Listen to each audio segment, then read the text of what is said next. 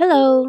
Today, we're heading to Strawberry and Guyabana Farm, short for SG Farm, located in Glendon Road in Tupi, South Cotabato. Siguro, ito na yung ikasampung beses ko na pagpunta dito at ngayon ko lang talaga naisipang mag-video. Syempre, for preserving those memories na din para may papanoorin din ako in the near future. From Coronadal, nag-travel kami papuntang Tupi. Hindi naman siya masyadong malayo para sa amin. Fun fact, malalaman nyo kung nasa Tupi na kayo kung may maaamoy kayo na amoy ng mga prutas. As in, ibang-iba talaga yung ambience pag nasa Tupi ka na, amoy prutas talaga. May mga fruit stand din naman sa Coronadal pero ibang-iba talaga pag nasa Tupi ka. Dito naman ata yung papunta dun sa Glendon Road. May nababasa ako dyan na parang kablon. Hindi ko lang sure. Kung familiar kayo sa larong hill climb racing, malalaman nyo talaga na ganito yung daan dito. Hindi naman siya delikado. Ang saya pa nga eh. Yung madadaanan nyo is puro mga pinya. Nung first time ko dito, nabigla talaga ako kasi nakita ko yung pagkalawak-lawak na pinyahan dito sa Tupi. Wow! Di ko sure kung tama yung pinyahan na word. Basta punong-puno ng mga pinya. Ang lawak-lawak talaga. Pagpapunta sa Strawberry Farm, madami pa kayong makikitang iba't ibang farm. Pero Strawberry Farm lang talaga ang binabalik-balikan ko dito. Pero malay nyo, sa susunod, di ba? Ikasampung punta ko na dito pero ngayon pa lang ako magvi-video. Alam nyo kung bakit? Kasi hindi high quality yung sa cellphone ko. Kaya minsan nakakatamad din. Pero iniisip ko, this is for preserving my own memories. Malay mo, sa susunod ipapakita ko pa ito sa mga anak ko. Char.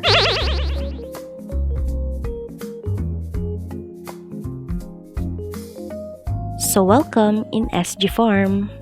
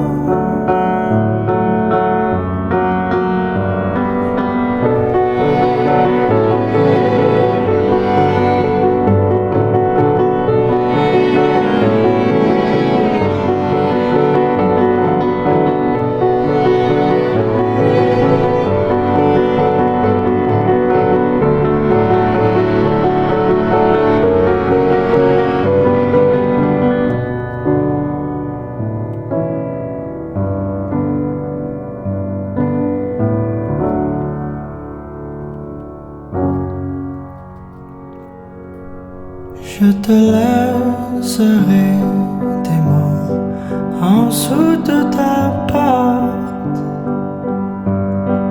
en dessous de la mur qui chante, tout près de la place où tes pieds passent, cachés dans les trous dans ton divan.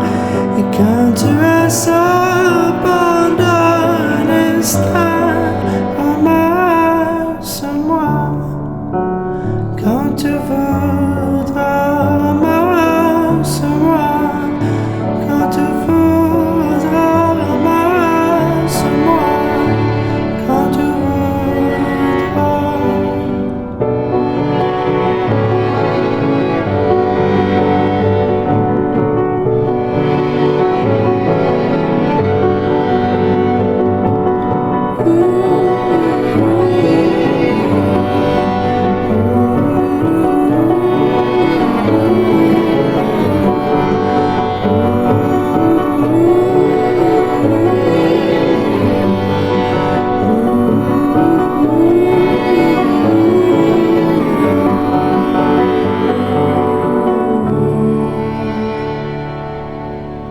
Je te laisserai des mots en dessous de ta porte, en dessous de la mur qui chante, tout près de la place où tes pieds passent, cachés dans les trous